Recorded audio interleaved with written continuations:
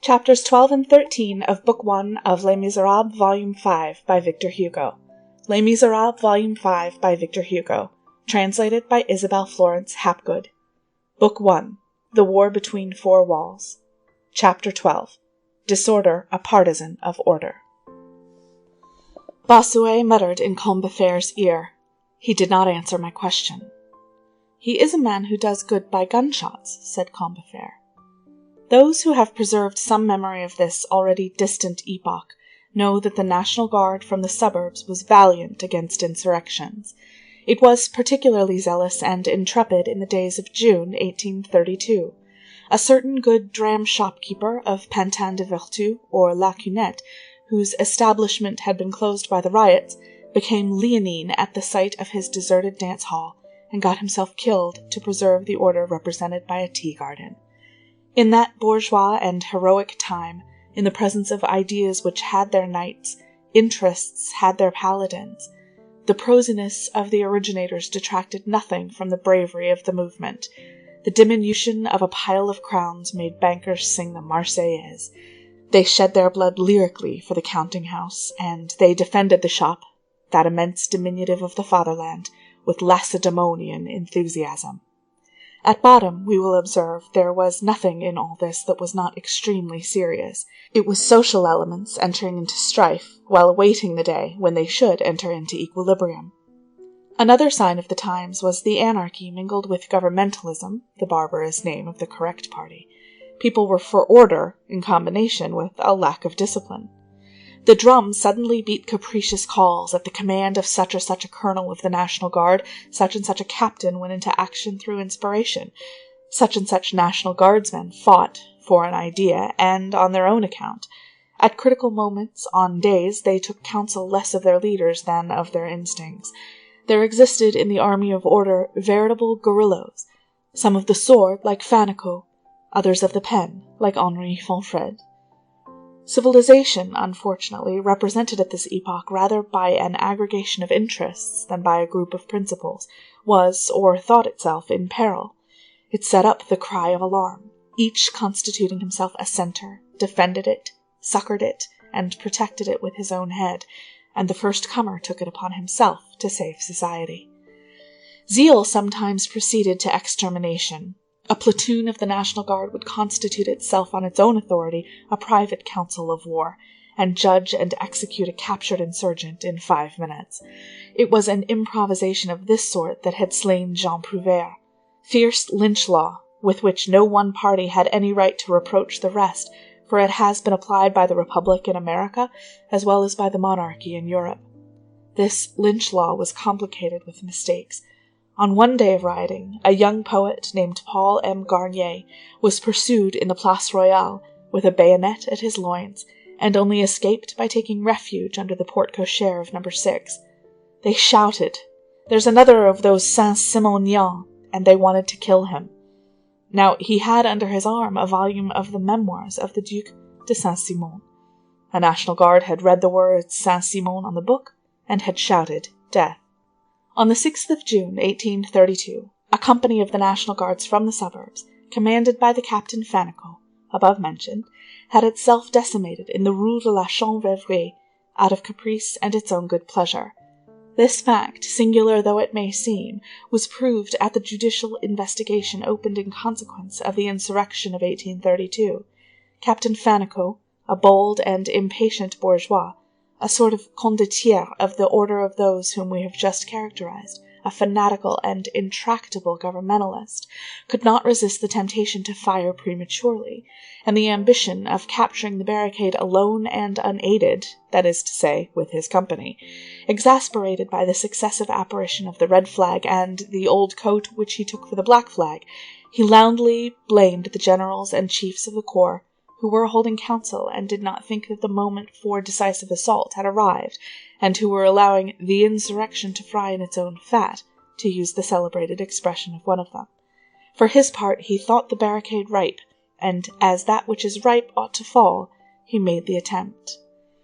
He commanded men as resolute as himself, raging fellows, as a witness said.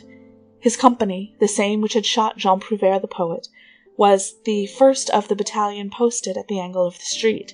At the moment they were least expecting it, the captain launched his men against the barricade. This movement, executed with more goodwill than strategy, cost the Fannicot Company dear.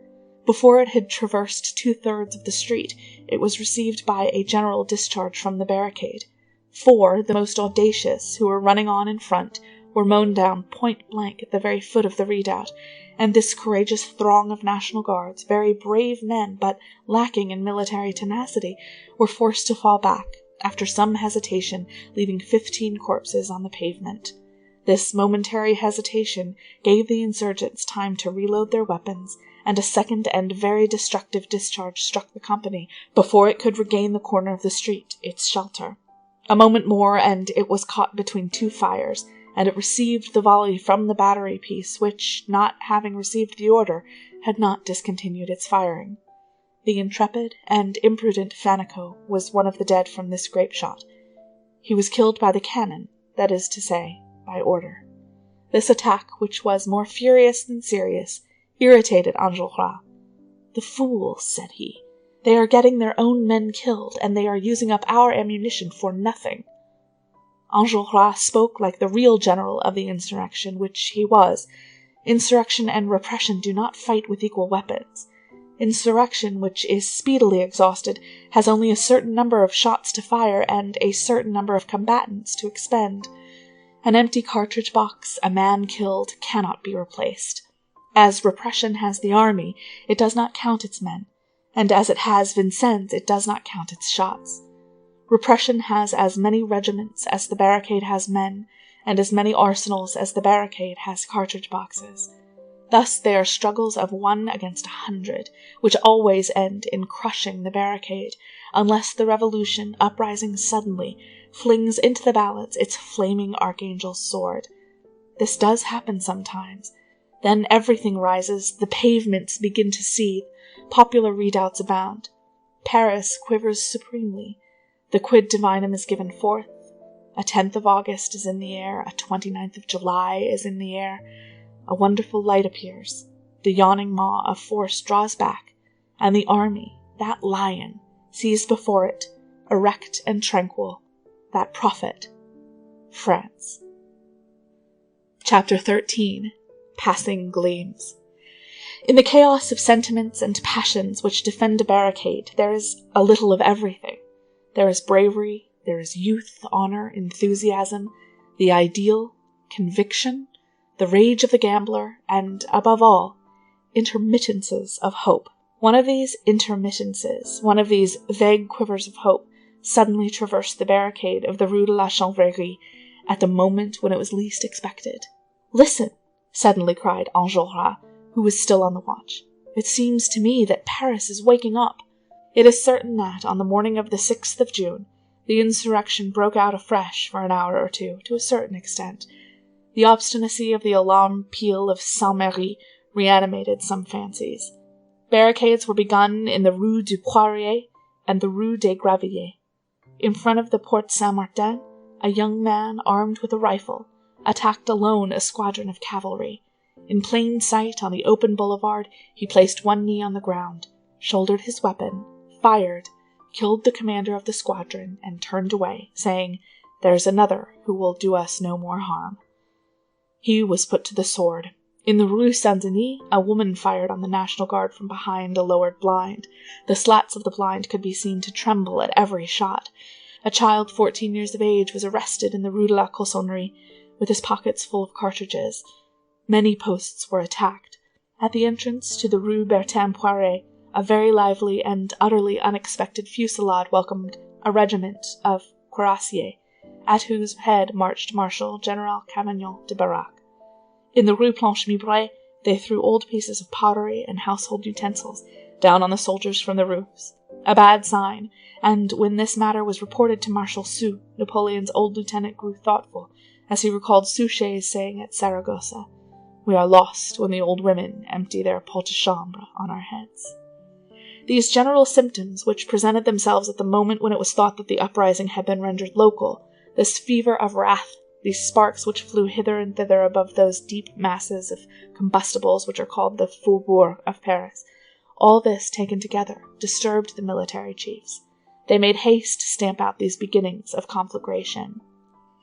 They delayed the attack on the barricades Maubert, de la Chauvière, and Saint-Merry until these sparks had been extinguished, in order that they might have to deal with the barricades only, and be able to finish them at one blow.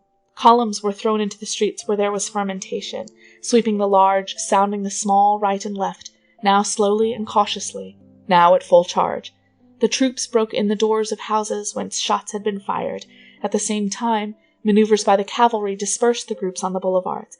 This repression was not effected without some commotion, and without that tumultuous uproar peculiar to collisions between the army and the people. This is what Enjolras had caught up in the intervals of the cannonade and the musketry. Moreover, he had seen wounded men passing the end of the street in litters, and he said to Courfeyrac, "These wounded do not come from us." Their hope did not last long.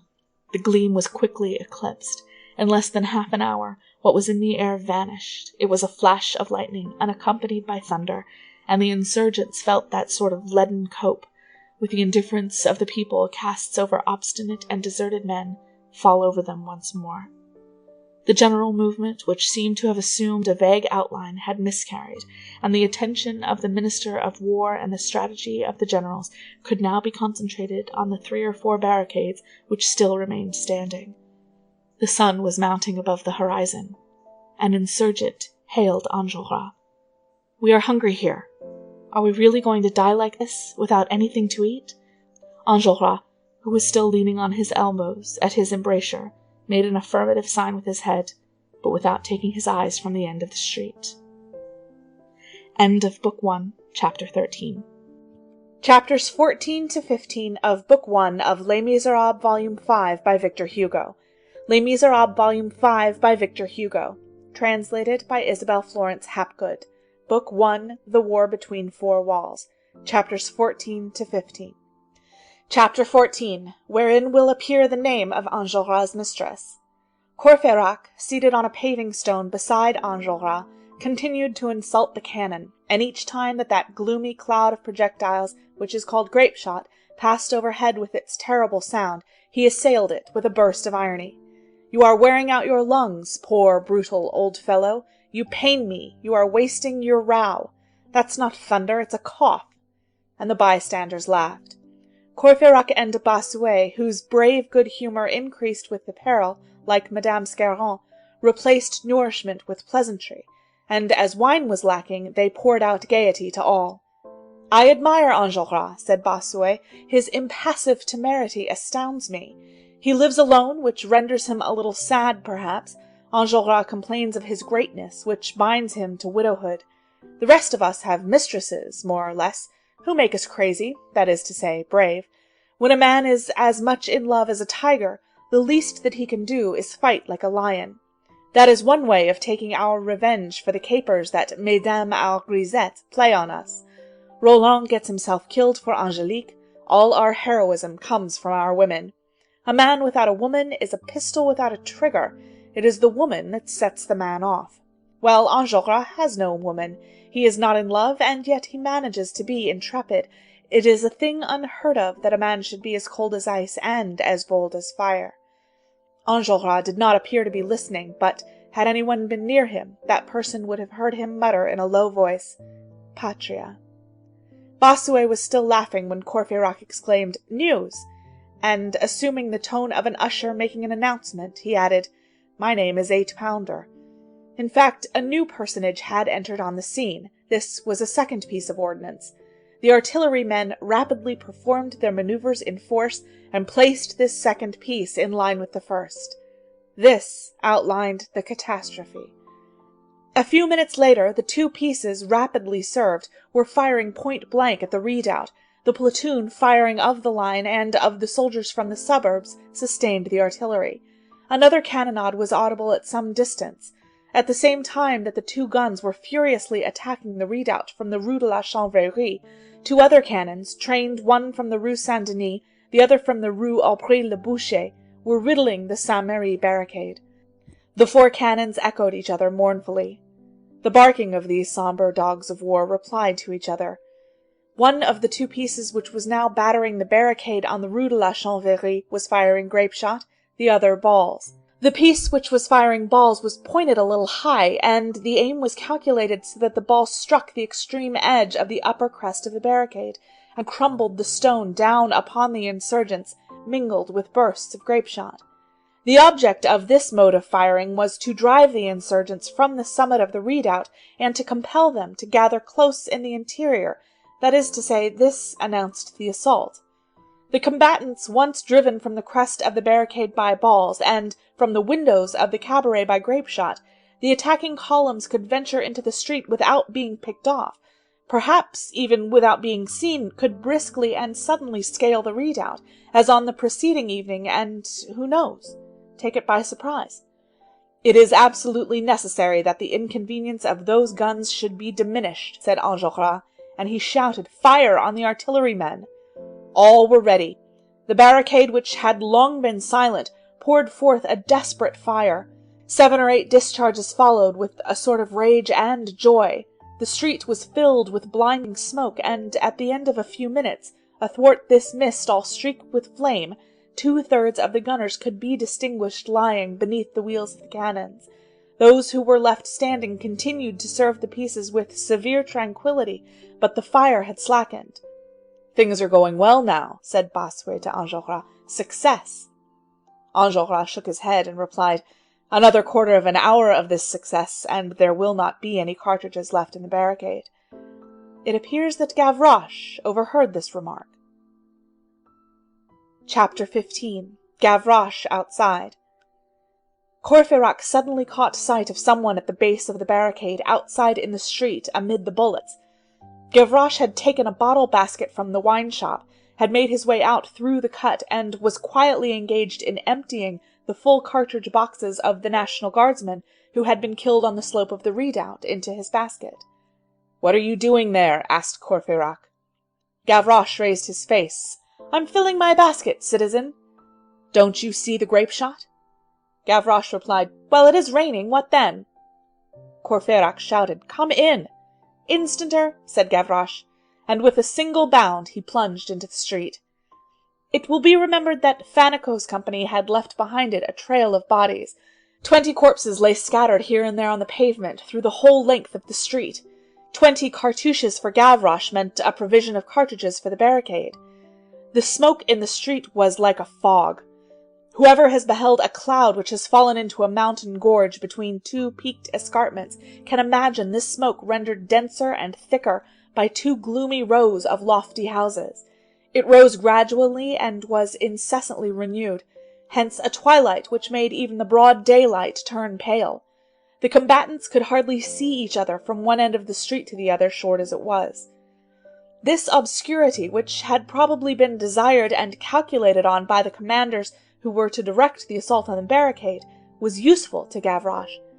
Beneath the folds of this veil of smoke, and thanks to his small size, he could advance tolerably far into the street without being seen.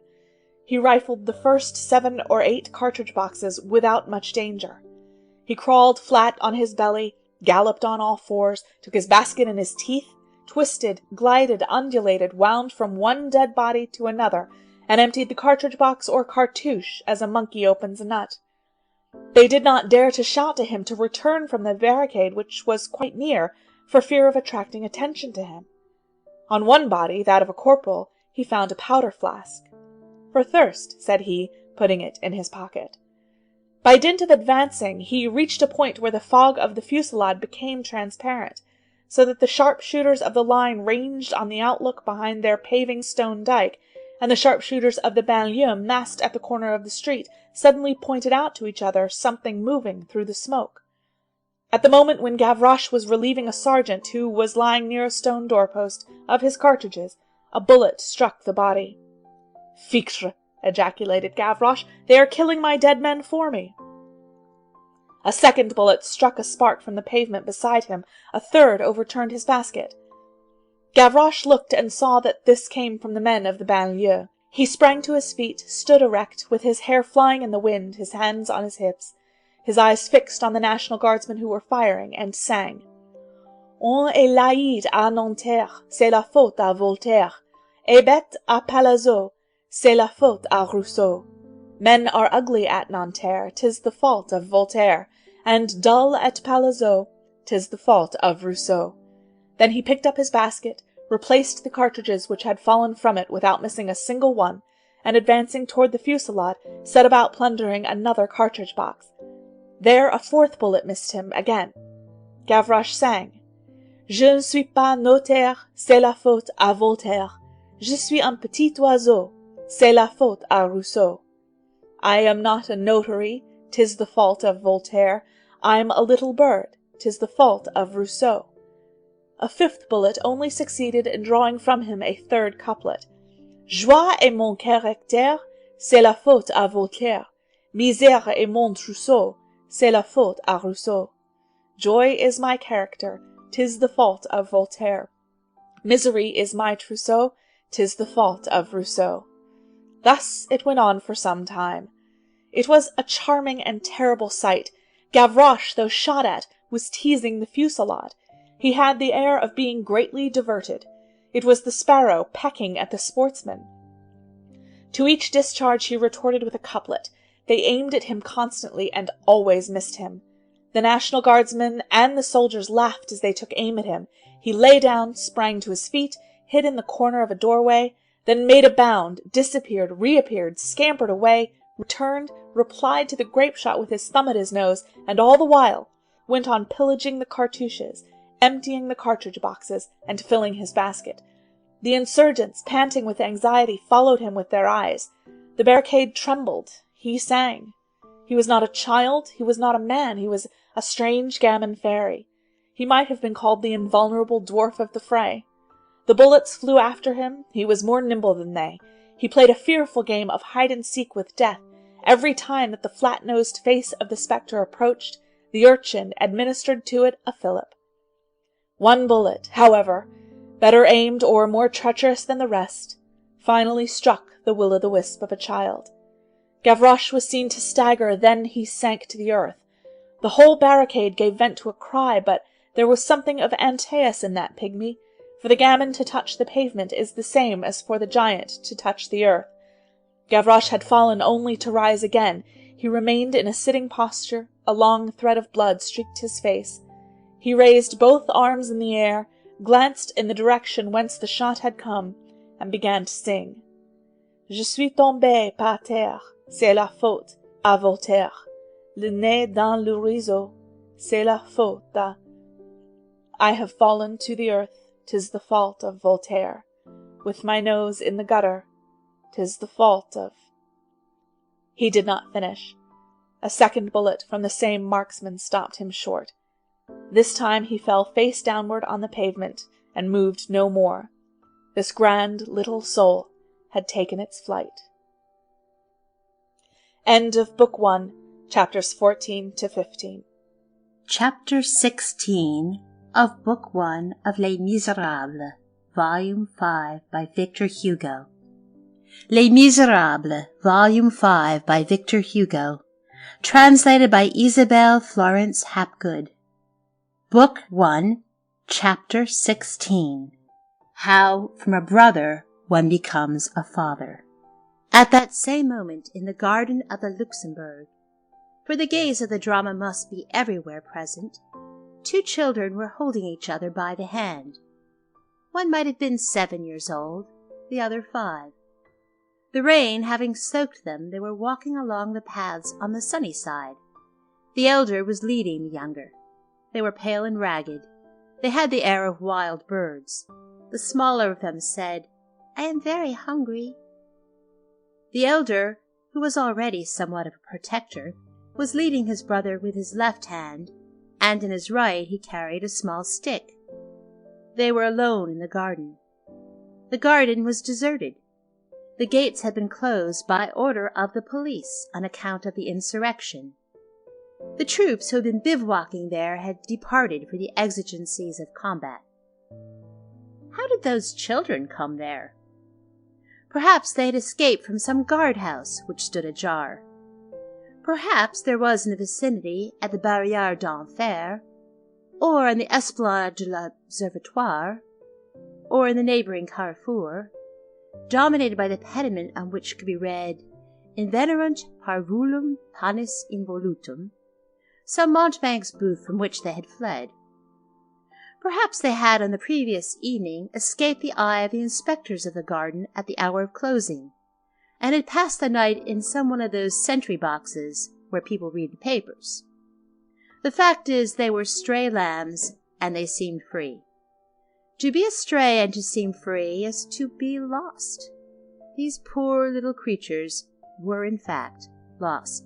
These two children were the same over whom Gavroche had been put to some trouble, as the reader will recollect. Children of the Thénardier, leased out to Magnon, attributed to Monsieur Gillenormand. And now leaves fallen from all these rootless branches and swept over the ground by the wind. Their clothing, which had been clean in Magnon's day, and which had served her as a prospectus with Monsieur Gillenormand, had been converted into rags. Henceforth these beings belonged to the statistics as abandoned children, whom the police took note of, collect, mislay, and find again on the pavements of Paris. It required the disturbance of a day like that to account for these miserable little creatures being in that garden. If the superintendents had caught sight of them, they would have driven such rags forth. Poor little things do not enter public gardens. Still, people should reflect that as children they have a right to flowers. These children were there thanks to the locked gates. They were there contrary to the regulations. They had slipped into the garden, and there they remained. Closed gates do not dismiss the inspectors. Oversight is supposed to continue, but it grows slack and reposes, and the inspectors, moved by the public anxiety, and more occupied with the outside than the inside, no longer glanced into the garden, and had not seen the two delinquents. It had rained the night before, and even a little in the morning. But in June showers do not count for much. An hour after storm it can hardly be seen that the beautiful blonde day has wept. The earth in summer is as quickly dried as the cheek of a child.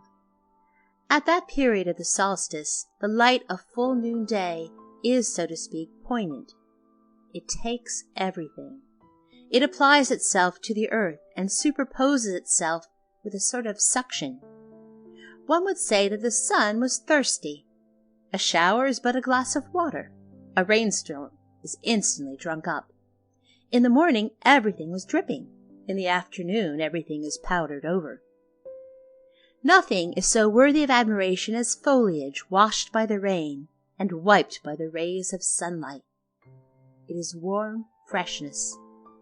The gardens and meadows, having water at their roots and sun in their flowers, become perfuming pans of incense, and smoke with all their odors at once. Everything smiles, sings, and offers itself. One feels greatly intoxicated. The springtime is a provisional paradise. The sun helps man to have patience.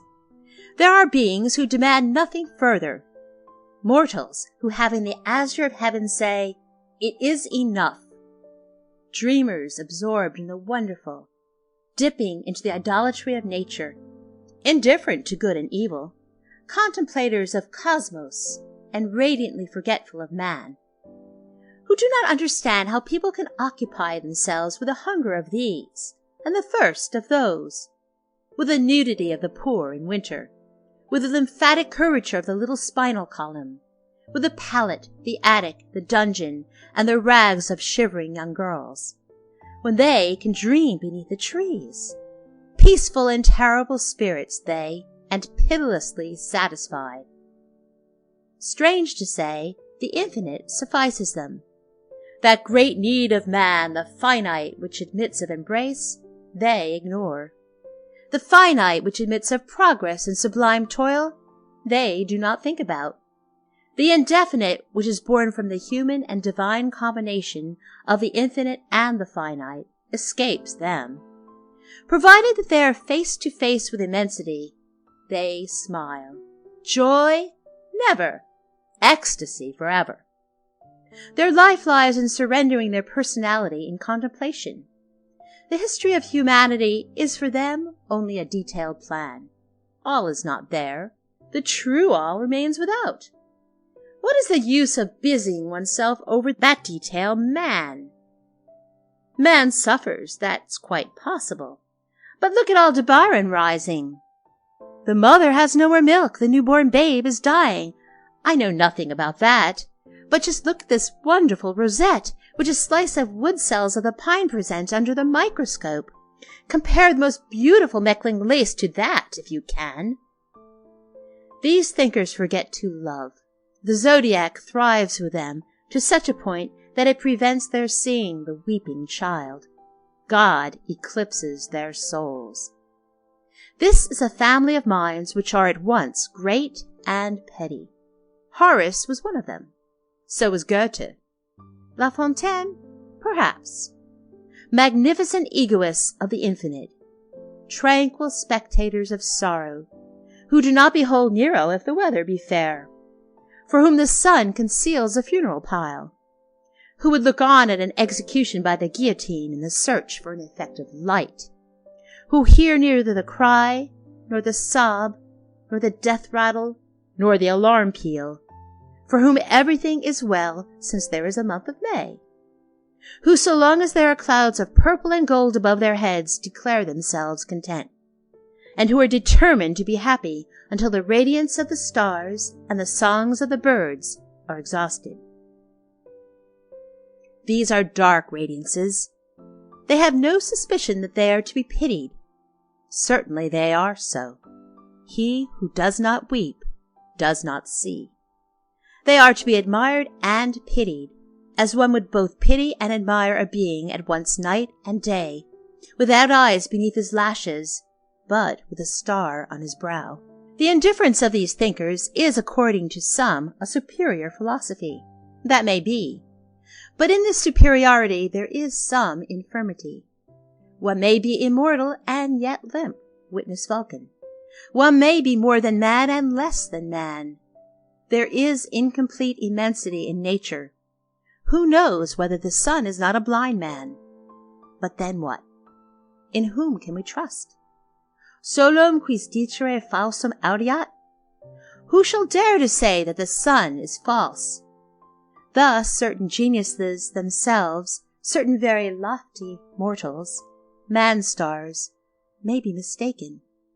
That which is on high at the summit, at the crest, at the zenith, that which sends down so much light on the earth, sees but little, sees badly, sees not at all. Is not this a desperate state of things? No. But what is there then above the sun? The god. On the 6th of June, 1832, about 11 o'clock in the morning, the Luxembourg, solitary and depopulated, was charming. The quincunxes and flower beds shed forth balm and dazzling beauty into the sunlight. The branches, wild with the brilliant glow of midday, seemed endeavoring to embrace. In the sycamores there was an uproar of linnets. Sparrows triumphed. Woodpeckers climbed among the chestnut trees, administering little pecks on the bark. The flower beds accepted the legitimate royalty of the lilies. The most august of perfumes is that which emanates from whiteness. The peppery odor of the carnations was perceptible. The old crows of Marie de Medici were amorous in the tall trees. The sun, gilded and purpled, set fire to and lighted up the tulips, which are nothing but all the varieties of flame made into flowers. All around the banks of tulips the bees, the sparks of these flame flowers, hummed. All was grace and gaiety, even the impending rain. This relapse by which the lilies of the valley and the honeysuckles were destined to profit had nothing disturbing about it. The swallows indulged in the charming threat of flying low. He who was there aspired to happiness. Life smelled good. All nature exhaled candor, help, assistance, paternity, caress, dawn. The thoughts which fell from heaven were as sweet as a tiny hand of a baby when one kisses it. The statues under the trees, white and nude, had robes of shadow, pierced with light. These goddesses were all tattered with sunlight. Rays hung from them on all sides. Around the great fountain the earth was already dried up to the point of being burnt. There was sufficient breeze to raise little insurrections of dust here and there. A few yellow leaves left over from the autumn chased each other merrily, and seemed to be playing tricks on each other. This abundance of light had something indescribably reassuring about it. Life, sap, heat, odors overflowed. One was conscious beneath creation of the enormous size of the source. In all these breaths permeated with love. In this interchange of reverberations and reflections, in this marvelous expenditure of rays, in this infinite outpouring of liquid gold, one felt the prodigality of the inexhaustible, and behind the splendor, as behind a curtain of flame, caught a glimpse of God, that millionaire of stars. Thanks to the sand, there was not a speck of mud. Thanks to the rain, there was not a grain of ashes. The clumps of blossoms had just been bathed, every sort of velvet, satin, gold, and varnish, which springs from the earth in the form of flowers, was irreproachable. This magnificence was cleanly.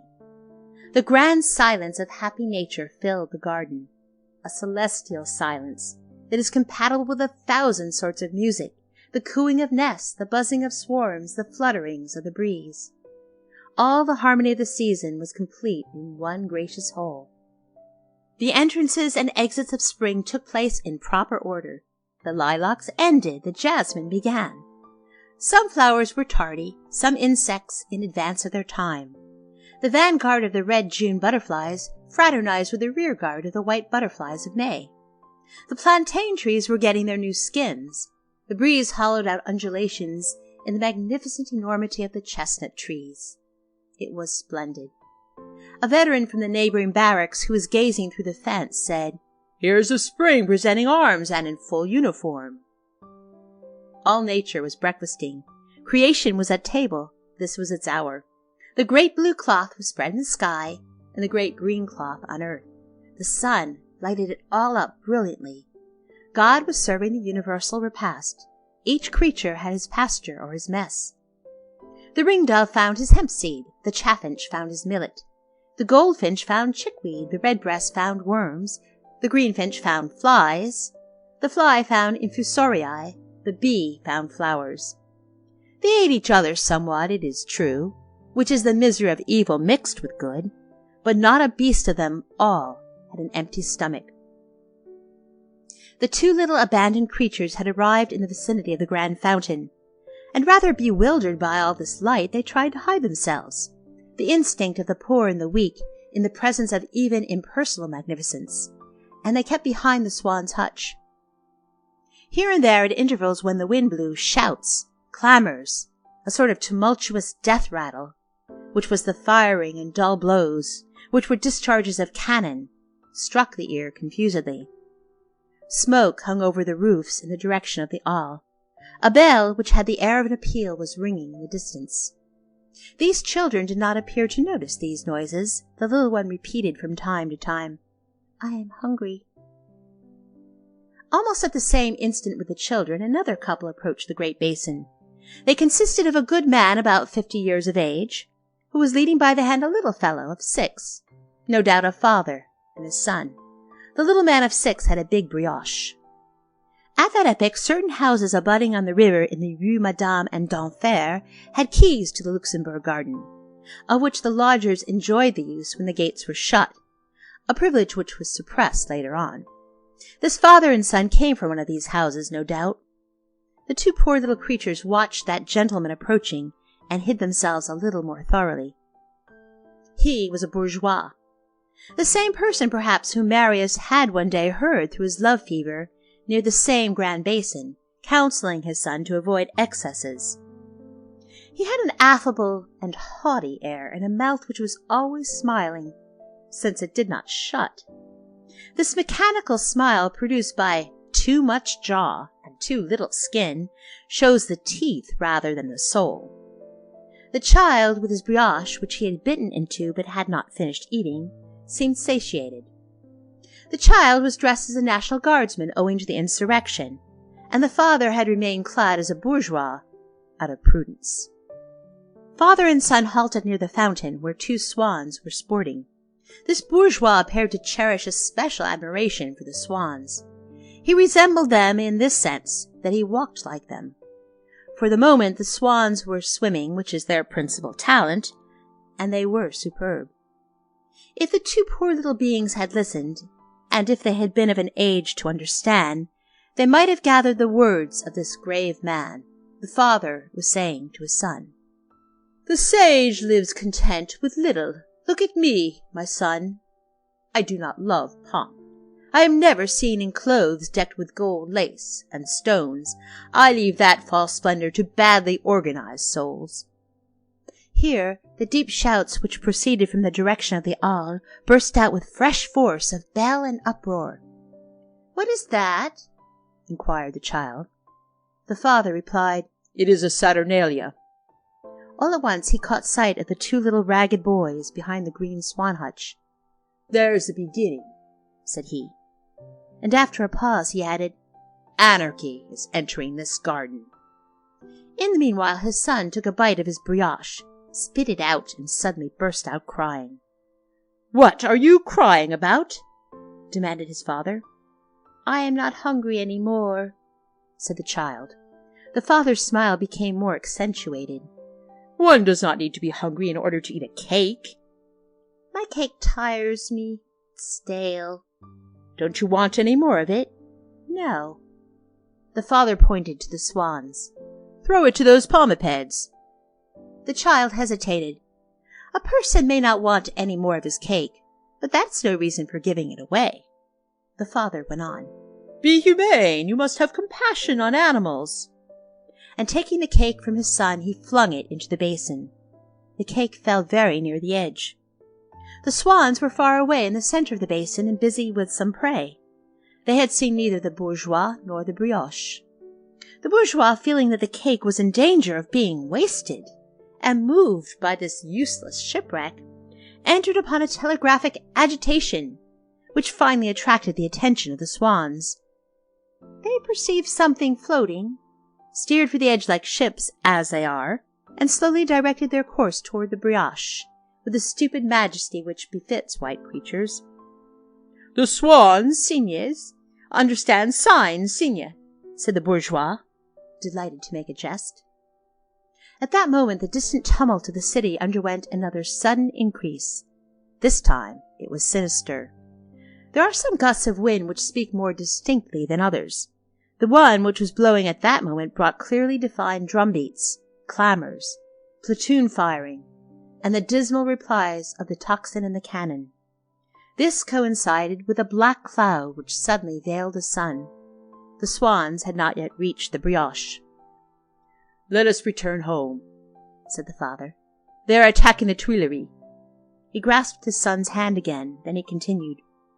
"From the Tuileries to the Luxembourg there's but the distance which separates royalty from the peerage. That's not far. Shots will soon rain down." He glanced at the cloud. "Perhaps it's rain itself that's about to shower down. The sky is joining in. The younger branch is condemned. Let us return home quickly." "I should like to see the swans eat the brioche," said the child. The father replied, "That would be imprudent," and he led his little bourgeois away. The son, regretting the swans, turned his head back toward the basin until a corner of the quincunxes concealed it from him. In the meanwhile, the two little waifs had approached the brioche at the same time as the swans. It was floating on the water. The smaller of them stared at the cake. The elder gazed after the retreating bourgeois. Father and son entered the labyrinth of walks which leads to the grand flight of steps near the clump of trees on the side of the Rue Madame. As soon as they had disappeared from view, the elder child hastily flung himself flat on his stomach on the rounding curb of the basin, and clinging to it with his left hand, and leaning over the water on the verge of falling in, he stretched out his right hand with his stick towards the cake. The swans, perceiving the enemy, made haste, and in so doing they produced an effect of their breasts which was of service to the little fisher. The water flowed back before the swans, and one of these gentle concentric undulations softly floated the brioche towards the child's wand. Just as the swans came up, the stick touched the cake. The child gave it a brisk rap, drew in the brioche, frightened away the swan, seized the cake, and sprang to his feet. The cake was wet, but they were hungry and thirsty. The elder broke the cake into 2 portions, a large one and a small one, took the small one for himself, gave the large one to his brother, and said to him, "Ram that into your muzzle." End of Book 1, Chapter 16. Chapter 17 through 19. Book 1 of Les Misérables, Volume 5 by Victor Hugo. Les Misérables, Volume 5 by Victor Hugo. Translated by Isabel Florence Hapgood. Book 1. The War Between 4 Walls. Chapter 17. Mortuus pater filium moriturum expectat. Marius dashed out of the barricade. Combeferre followed him, but he was too late. Gavroche was dead. Combeferre brought back the basket of cartridges. Marius bore the child. Alas, he thought, that which the father had done for his father, he was requiting to the son. Only Thénardier had brought back his father alive. He was bringing back the child dead. When Marius re-entered the redoubt with Gavroche in his arms, his face, like the child, was inundated with blood. At the moment when he had stooped to lift Gavroche, a bullet had grazed his head. He had not noticed it. Courfeyrac untied his cravat, and with it bandaged Marius's brow. They laid Gavroche on the same table with Mabeuf, and spread over the 2 corpses the black shawl. There was enough of it for both the old man and the child. Combeferre distributed the cartridges from the basket which he had brought in. This gave each man 15 rounds to fire. Jean Valjean was still in the same place, motionless on his stone post. When Combeferre offered him his 15 cartridges, he shook his head. "He's a rare eccentric," said Combeferre in a low voice to Enjolras. "He finds a way of not fighting in this barricade." "Which does not prevent him from defending it," responded Enjolras. "Heroism has its originals," resumed Combeferre. And Courfeyrac, who had overheard, added, "He is another sort from Father Mabeuf." One thing which must be noted is that the fire which was battering the barricade hardly disturbed the interior. Those who have never traversed the whirlwind of this sort of war can form no idea of the singular moments of tranquillity mingled with these convulsions. Men go and come, they talk, they jest, they lounge. Someone who we know heard a combatant say to him in the midst of the grape shot, "We are here as at a bachelor breakfast." The redoubt of the Rue de la Chanvrerie, we repeat, seemed very calm within. All mutations and all phases had been or were about to be exhausted. The position from critical had become menacing, and from menacing was probably about to become desperate. In proportion as the situation grew gloomy, the glow of heroism empurpled the barricade more and more. Enjolras, who was grave, dominated it, in the attitude of a young Spartan, sacrificing his naked sword to the sombre genius, Epidotus. Combeferre, wearing an apron, was dressing the wounds. Bossuet and Feuilly were making cartridges with the powder flask, picked up by Gavroche on the dead corporal, and Bossuet said to Feuilly, "We are soon to take the diligence for another planet." Courfeyrac was disposing and arranging on some paving stones, which he had reserved for himself near Enjolras, a complete arsenal, his sword cane, his gun, 2 holster pistols, and a cudgel, with the care of a young girl setting a small dunkerque in order. Jean Valjean stared silently at the wall opposite him. An artisan was fastening Mother Huchelot's big straw hat on his head with a string, for fear of sunstroke, as he said. The young men from the Cougourde d'Ail were chatting merrily among themselves, as though eager to speak patois for the last time. Joly, who had taken Widow Huchelot's mirror from the wall, was examining his tongue in it. Some combatants, having discovered a few crusts of rather mouldy bread in a drawer, were eagerly devouring them. Marius was disturbed with regard to what his father was about to say to him. Chapter 18. The Vulture Become Prey. We must insist upon one psychological fact peculiar to barricades. Nothing which is characteristic of that surprising war of the street should be omitted. Whatever may have been the singular inward tranquillity which we have just mentioned, the barricade, for those who are inside it, remains none the less a vision. There is something of the apocalypse in civil war. All the mists of the unknown are commingled with fierce flashes. Revolutions are sphinxes, and anyone who has passed through a barricade thinks he has traversed a dream. The feelings to which one is subject in these places we have pointed out in the case of Marius, and we shall see the consequences. They are both more or less than life. On emerging from a barricade, one no longer knows what one has seen there. One has been terrible, but one knows it not. One has been surrounded with conflicting ideas which had human faces. One's head has been in the light of the future. There were corpses lying prone there, and phantoms standing erect. The hours were colossal and seemed hours of eternity. One has lived in death. Shadows have passed by. What were they? One has beheld hands on which there was blood. There was a deafening horror. There was also a frightful silence. There were open mouths which shouted, and other open mouths which held their peace. One was in the midst of smoke, of night perhaps. One fancied that one had touched the sinister ooze of unknown depths. One stares at something red on one's fingernails. One no longer remembers anything. Let us return to the Rue de la Chanvrerie. All at once, between two discharges, the distant sound of a clock striking the hour became audible. "It is midday," said Combeferre.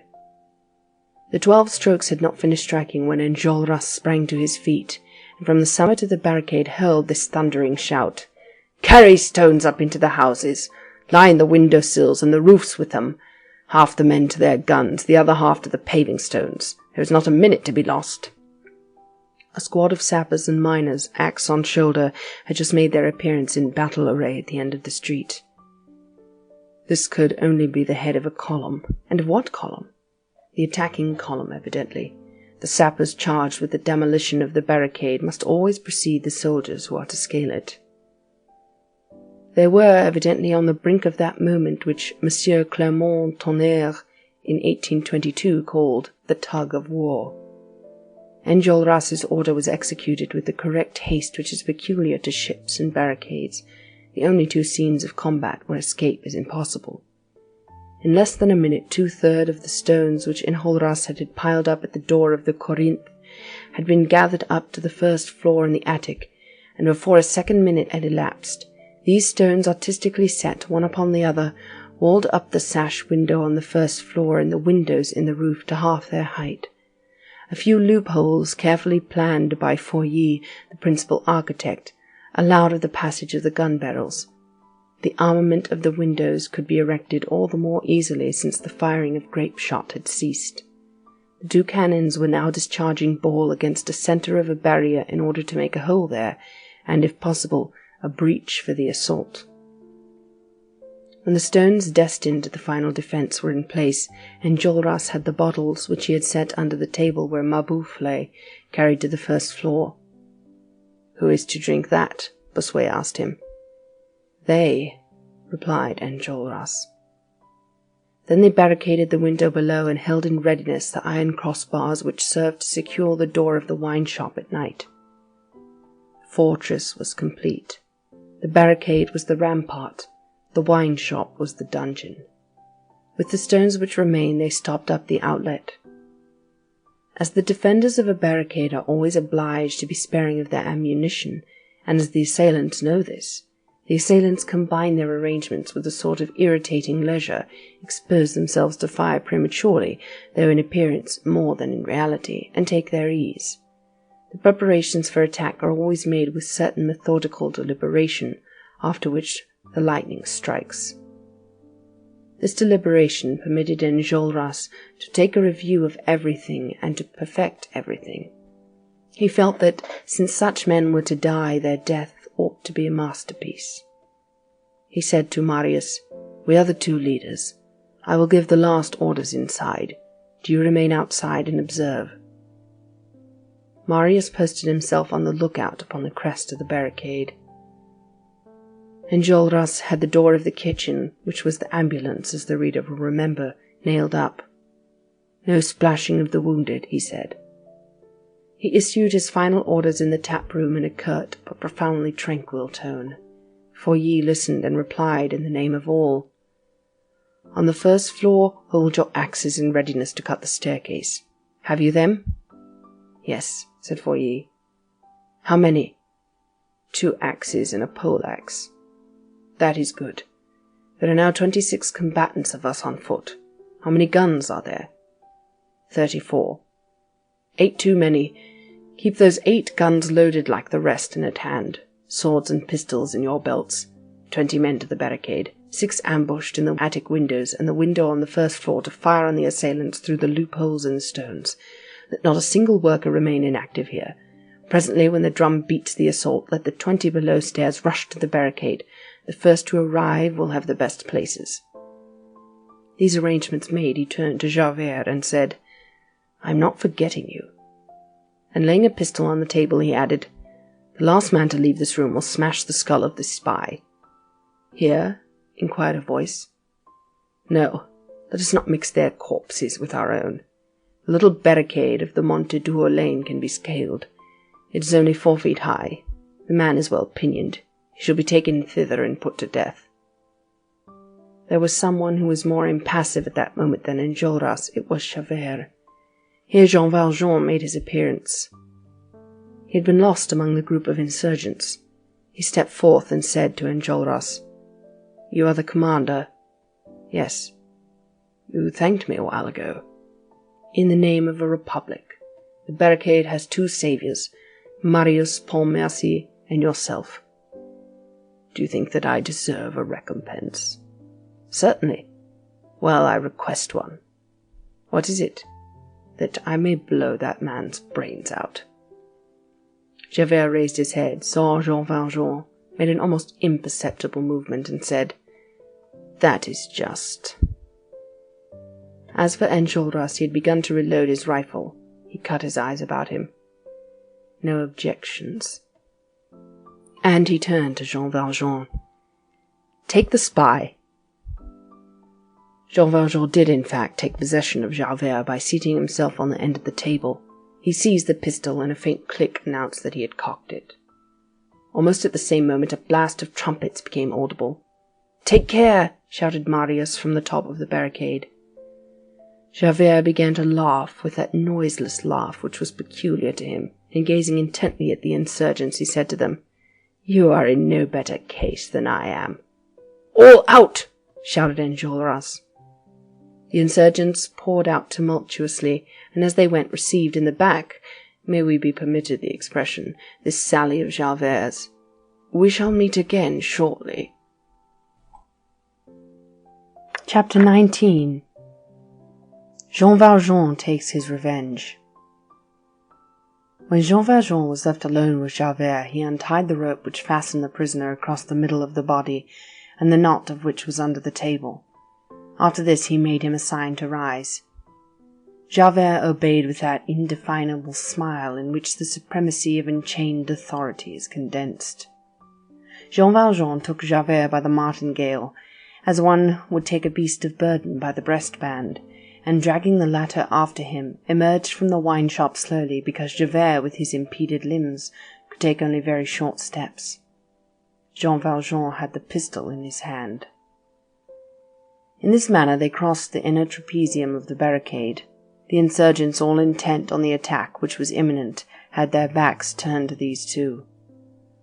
Marius, alone stationed on one side at the extreme left of the barricade, saw them pass.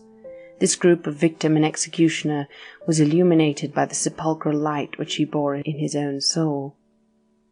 Jean Valjean, with some difficulty, but without relaxing his hold for a single instant, made Javert, pinioned as he was, scale the little entrenchment in the Montedor lane. When they had crossed this barrier, they found themselves alone in the lane. No one saw them. Among the heap, they could distinguish a livid face, streaming hair, a pierced hand, and the half-nude breast of a woman. It was Éponine. The corner of the houses hid them from the insurgents. The corpses carried away from the barricade formed a terrible pile a few paces distant. Javert gazed askance at this body, and profoundly calm, said in a low tone, "It strikes me that I know that girl." Then he turned to Jean Valjean. Jean Valjean thrust the pistol under his arm and fixed on Javert a look which it required no words to interpret. "Javert, it is I." Javert replied, "Take your revenge." Jean Valjean drew from his pocket a knife and opened it. "A clasp knife!" exclaimed Javert. "You are right, that suits you better." Jean Valjean cut the martingale which Javert had about his neck, then he cut the cords on his wrists. Then, stooping down, he cut the cord on his feet, and straightening himself up, he said to him, "You are free." Javert was not easily astonished. Still master of himself though he was, he could not repress a start. He remained open-mouthed and motionless.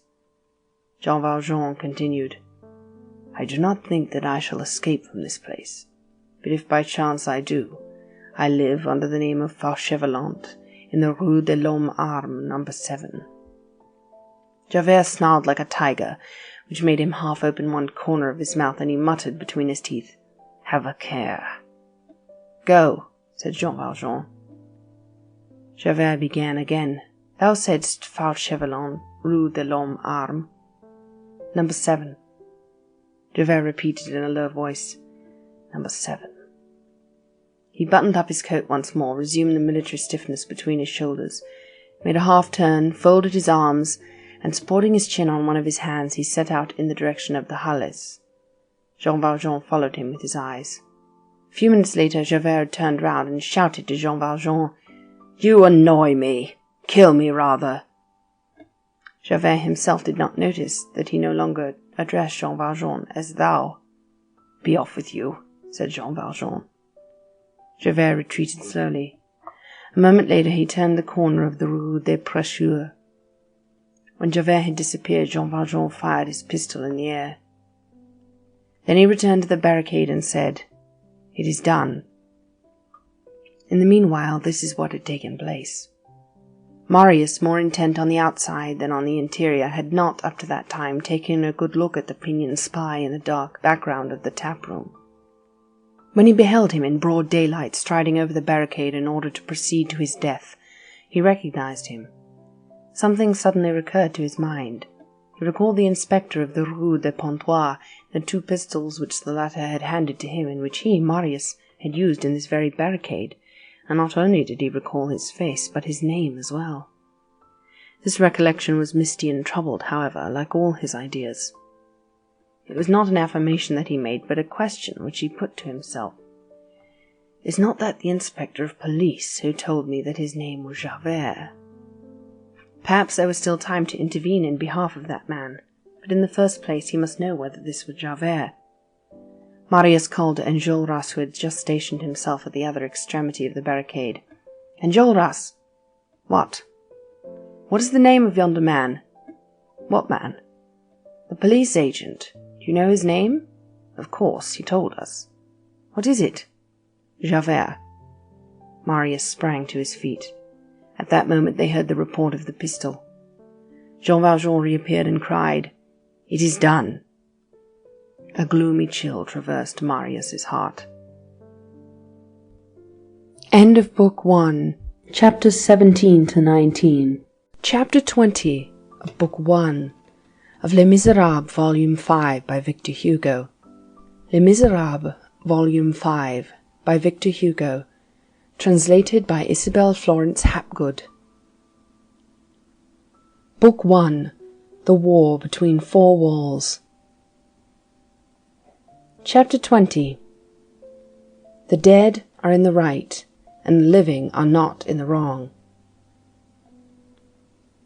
The death agony of the barricade was about to begin. Everything contributed to its tragic majesty at that supreme moment. 1,000 mysterious crashes in the air, the breath of armed masses set in movement in the streets which were not visible, the intermittent gallop of cavalry, the heavy shock of artillery on the march, the firing by squads, and the cannonades crossing each other in the labyrinth of Paris, the smokes of battle mounting all gilded above the roofs, indescribable and vaguely terrible cries, lightnings of menace everywhere, the tocsin of St. Mary, which had now the accents of a sob, the mildness of the weather, the splendour of the sky filled with sun and clouds, the beauty of the day, and the alarming silence of the houses. For, since the preceding evening, the 2 rows of houses in the Rue de la Chanvrerie had become 2 walls, ferocious walls, doors closed, windows closed, shutters closed. In those days, so different from those in which we live, when the hour was come, when the people wished to put an end to a situation which had lasted too long, with a charter granted or with a legal country, when universal wrath was diffused in the atmosphere, when the city consented to the tearing up of the pavements, when insurrection made the bourgeoisie smile by whispering its password in its ear, then the inhabitant, thoroughly penetrated with the revolt, so to speak, was the auxiliary of the combatant, and the house fraternized with the improvised fortress which rested on it. When the situation was not ripe, when the insurrection was not decidedly admitted, when the masses disowned the movement, all was over with the combatants. The city was changed into a desert around the revolt, souls grew chilled, refuges were nailed up, and the street turned into a defile to help the army to take the barricade. A people cannot be forced, through surprise, to walk more quickly than it chooses. Woe to whomsoever tries to force its hand. A people does not let itself go at random. Then it abandons the insurrection to itself. The insurgents become noxious, infected with the plague. A house is an escarpment, a door is a refusal, a facade is a wall. This wall hears, sees, and will not. It might open and save you. No, this wall is a judge. It gazes at you and condemns you. What dismal things are closed houses! They seem dead, they are living. Life which is, as it were, suspended there, persists there. No one has gone out of them for 24 hours, but no one is missing from them. In the interior of that rock people go and come, go to bed and rise again. They are a family party there. There they eat and drink. They are afraid, a terrible thing. Fear excuses this fearful lack of hospitality. Terror is mixed with it, an extenuating circumstance. Sometimes even, and this has been actually seen, fear turns to passion. Fright may change into fury as prudence does into rage. Hence this wise saying, the enraged moderates. There are outbursts of supreme terror, whence springs wrath like a mournful smoke. What do these people want? What have they come there to do? Let them get out of the scrape, so much the worse for them. It is their fault. They are only getting what they deserve. It does not concern us. Here is our poor street all riddled with balls. They are a pack of rascals. Above all things, don't open the door. And the house assumes the air of a tomb. The insurgent is in the death throes in front of that house. He sees the grape shot and naked swords drawing near. If he cries, he knows that they are listening to him, and that no one will come. There stand walls which might protect him. There are men who might save him, and these walls have ears of flesh, and these men have bowels of stone. Whom shall he reproach? No one, and everyone. The incomplete times in which we live. It is always at its own risk and peril that utopia is converted into revolution, and from philosophical protest becomes an armed protest, and from Minerva turns to Pallas. The utopia which grows impatient and becomes revolt knows what awaits it. It almost always comes too soon. Then it becomes resigned and stoically accepts catastrophe in lieu of triumph. It serves those who deny it without complaint, even excusing them, and even disculpates them, and its magnanimity consists in consenting to abandonment. It is indomitable in the face of obstacles, and gentle towards ingratitude. Is this ingratitude, however? Yes, from the point of the human race. No, from the point of view of the individual.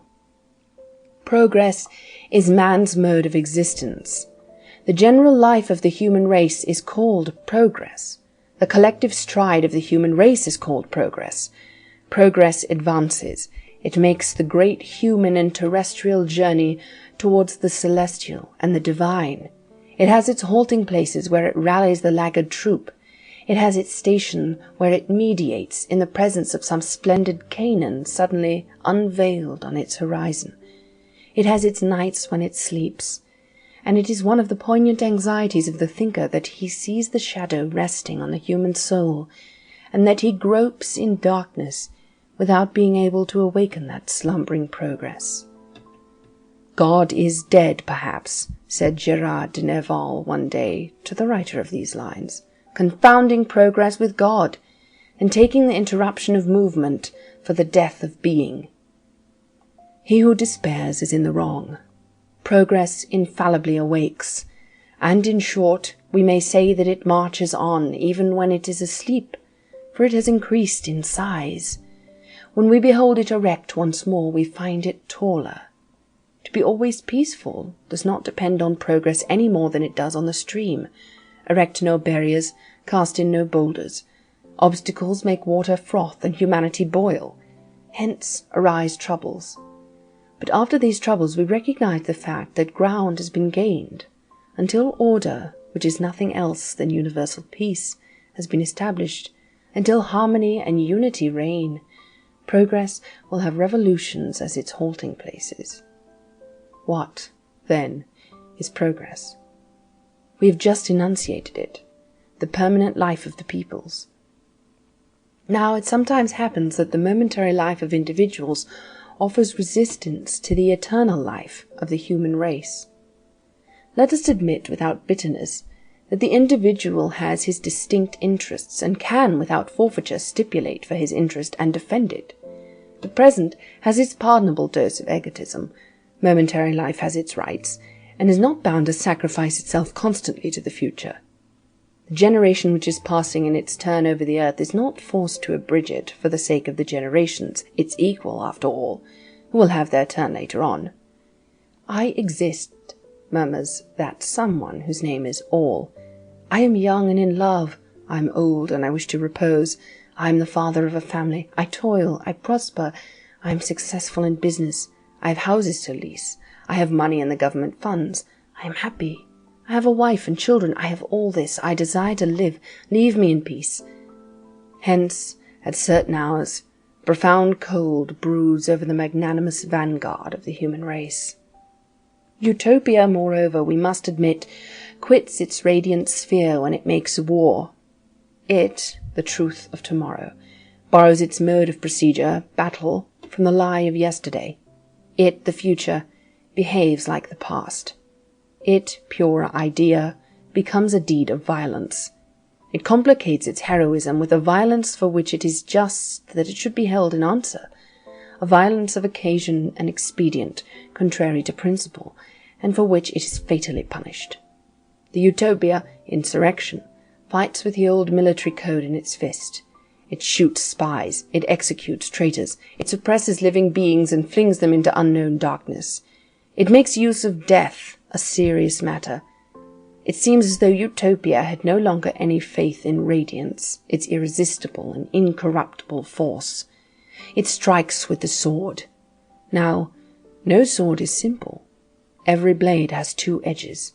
He who wounds with the one is wounded with the other. Having made this reservation and made it with all severity, it is impossible for us not to admire whether they succeed or not, those the glorious combatants of the future, the confessors of Utopia. Even when they miscarry, they are worthy of veneration, and it is perhaps in failure that they possess the most majesty. Victory, when it is in accord with progress, merits the applause of the people, but a heroic defeat merits their tender compassion. The one is magnificent, the other sublime. For our own part, we prefer martyrdom to success. John Brown is greater than Washington, and Pisacane is greater than Garibaldi. It certainly is necessary that someone should take the part of the vanquished. We are unjust towards these men who attempt the future when they fail. Revolutionists are accused of sowing fear abroad. Every barricade seems a crime. Their theories are incriminated, their aim suspected, their ulterior motive is feared, their conscience denounced. They are reproached with raising, erecting, and heaping up against the reigning social state a mass of miseries, of griefs, of iniquities, of wrongs, of despairs, and of tearing from the lowest depths blocks of shadow in order therein to embattle themselves and to combat. People shout to them, "You are tearing up the pavements of hell." They might reply, "That is because our barricade is made of good intentions." The best thing assuredly is the pacific solution. In short, let us agree that when we behold the pavement, we think of the bear, and it is a good will which renders society uneasy. But it depends on society to save itself. It is to its own good will that we make our appeal. No violent remedy is necessary. To study evil amiably, to prove its existence, then to cure it. It is to this that we invite it. However that may be, even when fallen, above all when fallen, these men, who at every point of the universe, with their eyes fixed on France, are striving for the grand work with the inflexible logic of the ideal, are august. They give their life a free offering to progress. They accomplish the will of Providence. They perform a religious act. At the appointed hour, with as much disinterestedness as an actor who answers to his cue, in obedience to the divine stage manager, they enter the tomb. And this hopeless combat, this stoical disappearance, they accept in order to bring about the supreme and universal consequences, the magnificent and irresistibly human movement begun on the 14th of July, 1789. These soldiers are priests. The French Revolution is an act of God. Moreover, there are, and it is proper to add this distinction to the distinctions already pointed out in another chapter, there are accepted revolutions, revolutions which are called revolutions. There are refused revolutions, which are called riots. An insurrection which breaks out is an idea which is passing its examination before the people. If the people lets fall a black ball, the idea is dried fruit. The insurrection is a mere skirmish. Waging war at every summons and every time that Utopia desires it is not the thing for the peoples. Nations have not always and at every hour the temperament of heroes and martyrs. They are positive.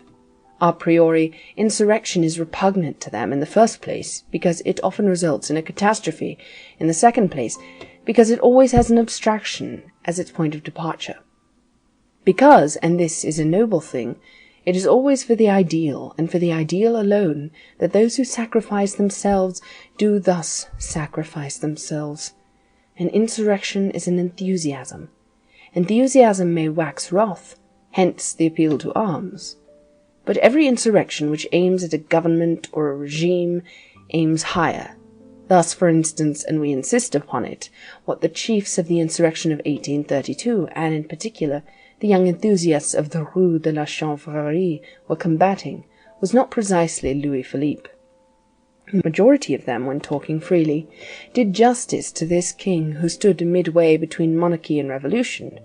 No one hated him. But they attacked the younger branch of the divine right of Louis Philippe, as they had attacked its elder branch in Charles X. And that which they wished to overturn in overturning royalty in France was, as we have explained, the usurpation of man over man, and of privilege over right in the entire universe. Paris without a king has, as result, the world without despots.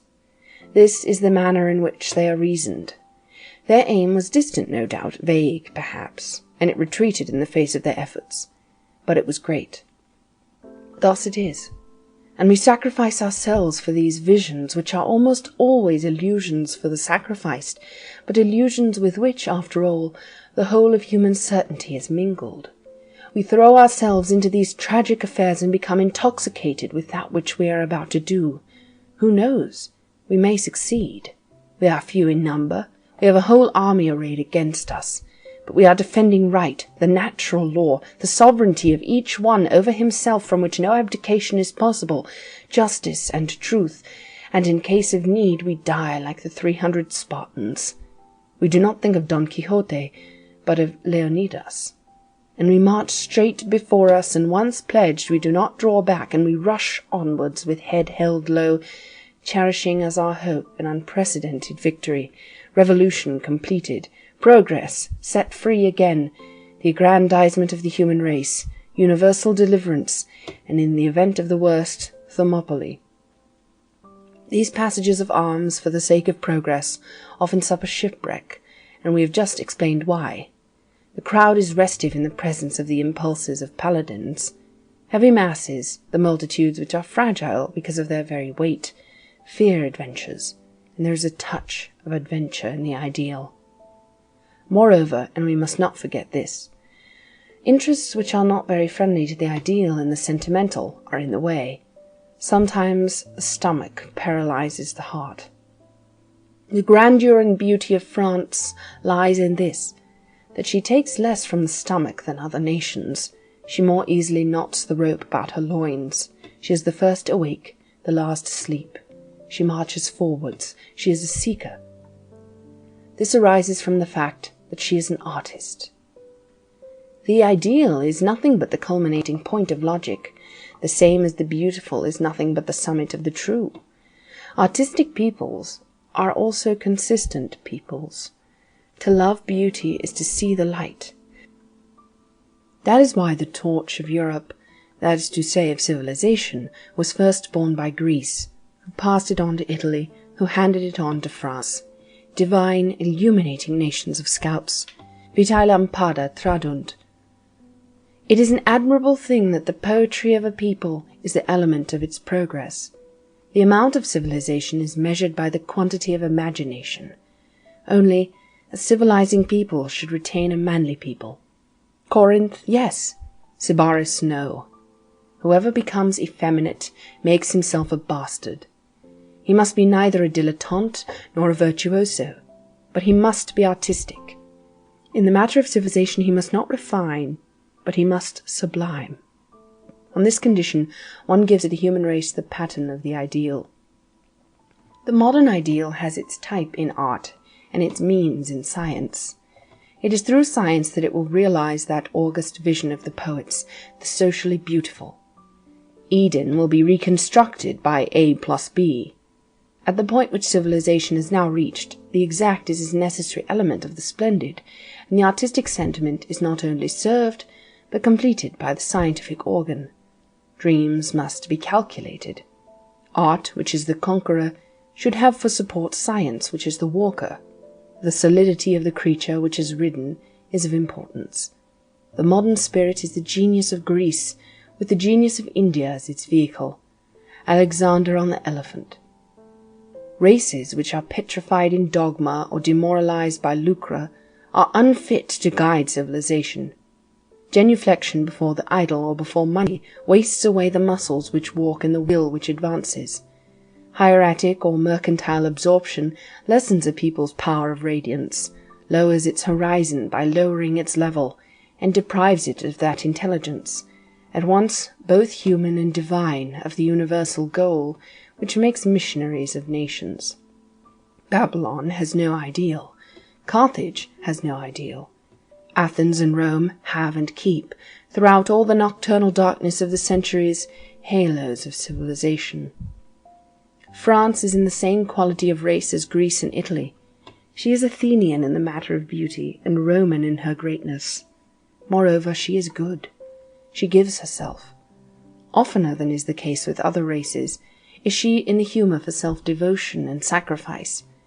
Only this humour seizes upon her and again abandons her, and therein lies the great peril for those who run when she desires only to walk, or who walk when she desires to halt. France has her relapses into materialism, and at certain instants the ideas which obstruct that sublime brain have no longer anything which recalls French greatness and are of the dimensions of a Missouri or a South Carolina.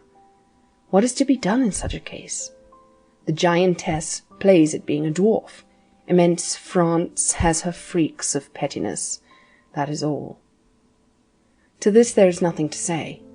Peoples, like planets, possess the right to an eclipse, and all is well, provided that the light returns and that the eclipse does not degenerate into night. dawn and resurrection are synonyms. The reappearance of the light is identical with the persistence of the eye. Let us state these facts calmly.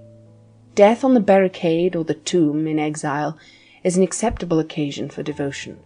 The real name of devotion is disinterestedness.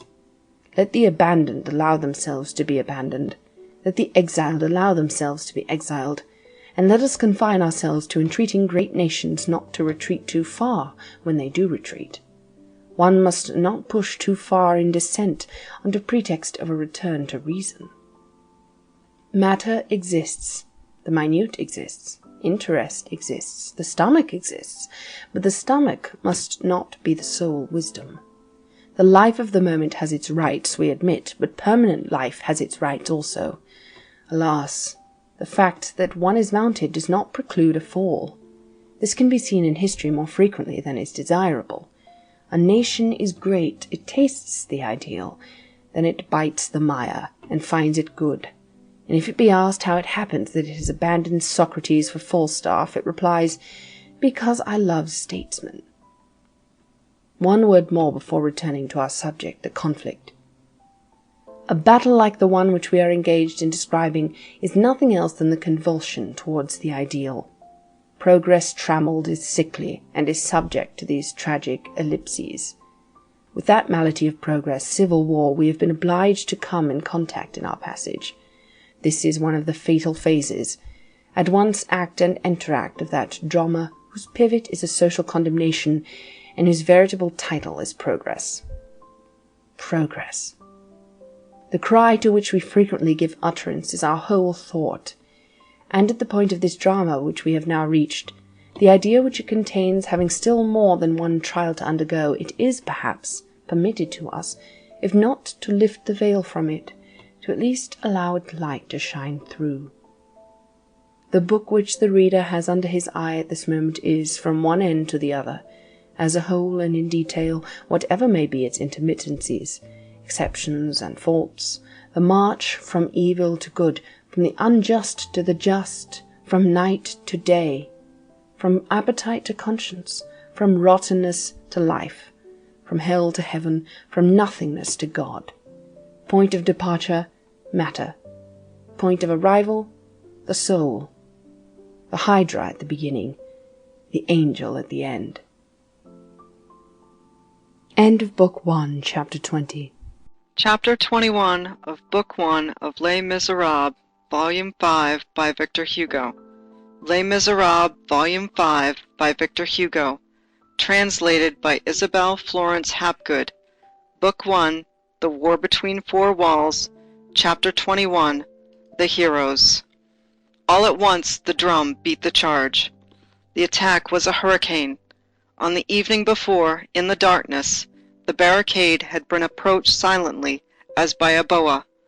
Now, in broad daylight, in that widening street, surprise was decidedly impossible. Rude force had, moreover, been unmasked, and the cannon had begun the roar. The army hurled itself on the barricade. Fury now became skill. A powerful detachment of infantry of the line, broken at regular intervals by the National Guard and the Municipal Guard on foot, and supported by serried masses which could be heard though not seen, debauched into the street at a run. With drums beating, trumpets braying, bayonets levelled, the sappers at their head, and imperturbable under the projectiles, charged straight for the barricade with the weight of a brazen beam against a wall. The wall held firm. The insurgents fired impetuously. The barricade, once scaled, had a mane of lightning flashes. The assault was so furious that for one moment it was inundated with assailants, but it shook off the soldiers as a lion shakes off the dogs, and it was only covered with besiegers as the cliff is covered with foam, to reappear a moment later, beetling, black and formidable. The column, forced to retreat, remained massed in the street, unprotected but terrible, and replied to the redoubt with a terrible discharge of musketry.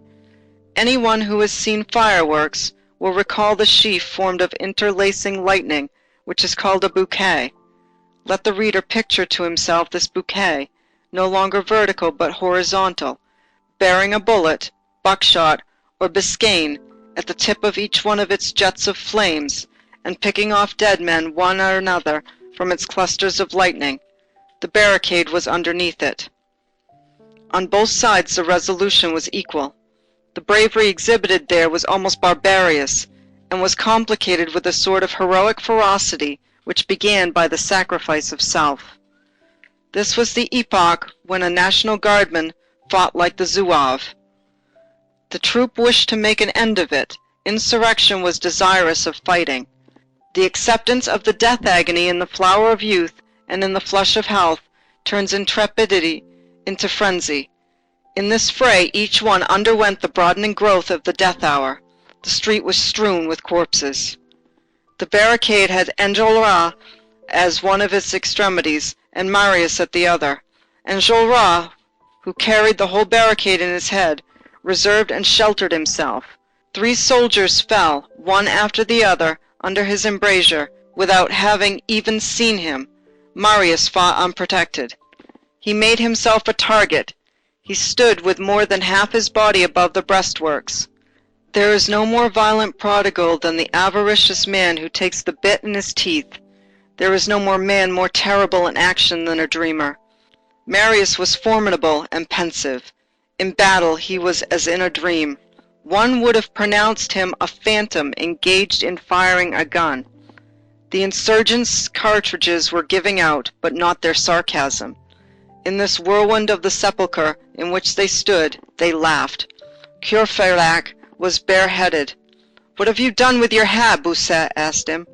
Courfeyrac replied, "They have taken it away from me with the cannonballs." Or they uttered haughty comments. "Can anyone understand," exclaimed Freddy bitterly, "those men," and he cited names, well-known names, even celebrated names, some belonging to the old army, who had promised to join us, and taken an oath to aid us, and would pledge their honor to it, and who are our generals, and who abandoned us? And Combeferre restricted himself to replying with a grave smile, "There are people who observe the rules of honor, as one observed the stars from a great distance." The interior of the barricade was so strewn with torn cartridges that one would have said there had been a snowstorm. The assailants had numbers in their favor, the insurgents had position. They were at the top of the wall.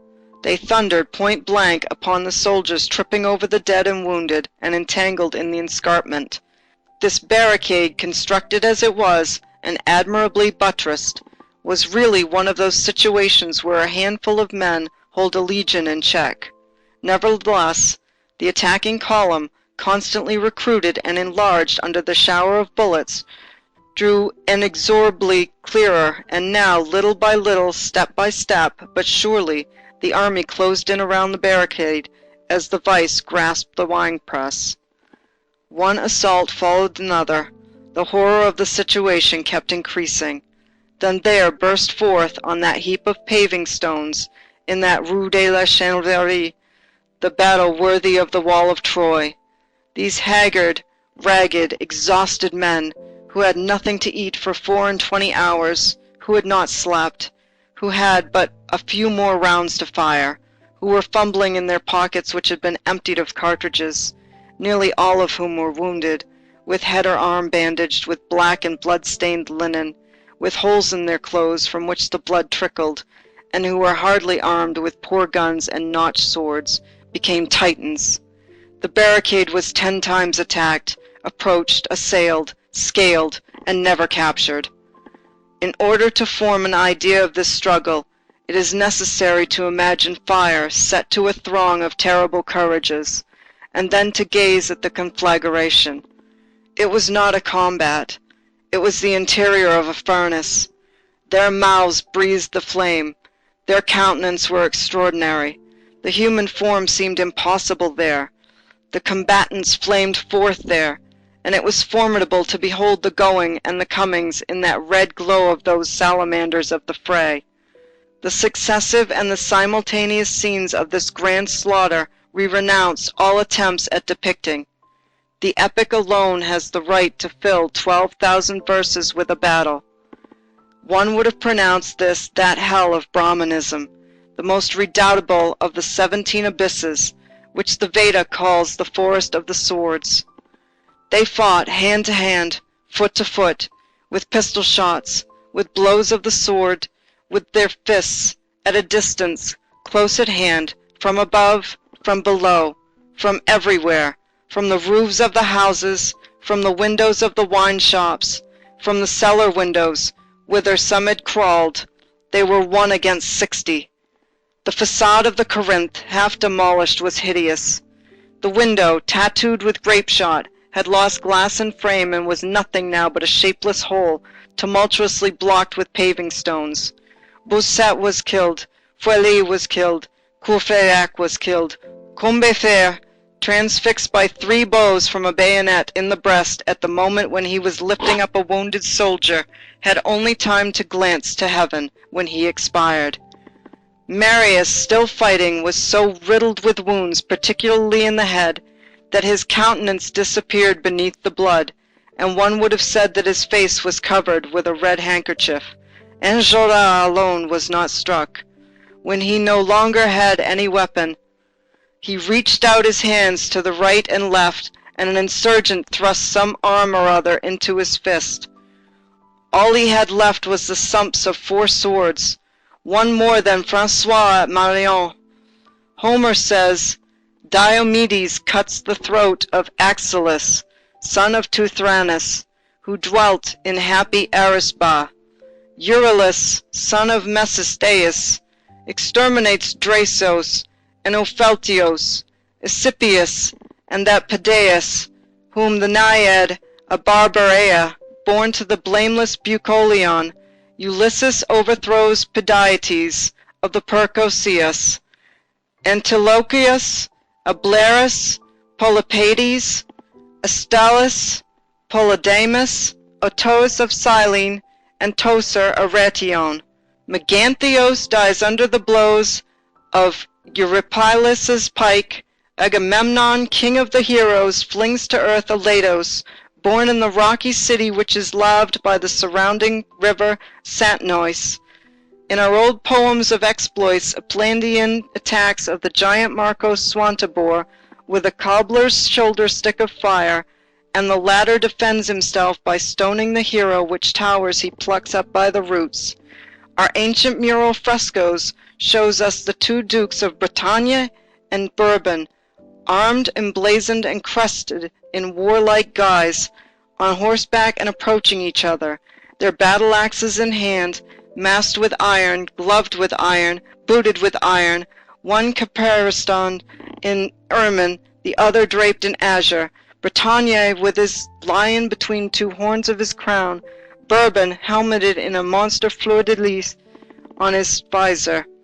But in order to be superb, it is not necessary to wear like Yevon, the Duke of Moirion, to have in the fist like Esplandian a living flame, or like Phyles, father of Polydamas, to have brought back from Ephyra a good suit of mail, a present from the king of men, Euphides. It suffices to give one's life for conviction or loyalty. This ingenious little soldier, yesterday a peasant of Beauce or Limousin, who prowls with a clasp knife by his side around the children's nurses in the Luxembourg garden, this pale young student bent over a piece of anatomy or a book, a blond youth who shaves his beard with scissors, take both of them, breathe upon them with a breath of duty, place them face to face in the Coiffeur Boncheret or in the blind alley Plancher Meublé, and let one fight for his flag or the other for his ideal, and let both of them imagine that they are fighting for their country, the struggle will be colossal, and the shadow which this raw recruit and this sawbones in conflict will produce in that grand epic field where the human is striving will equal the shadow cast by Megaryon, king of Lycia, tiger-filled, crushing in his embrace the immense body of Ajax equal to the gods. End of Book 1, Chapter 21.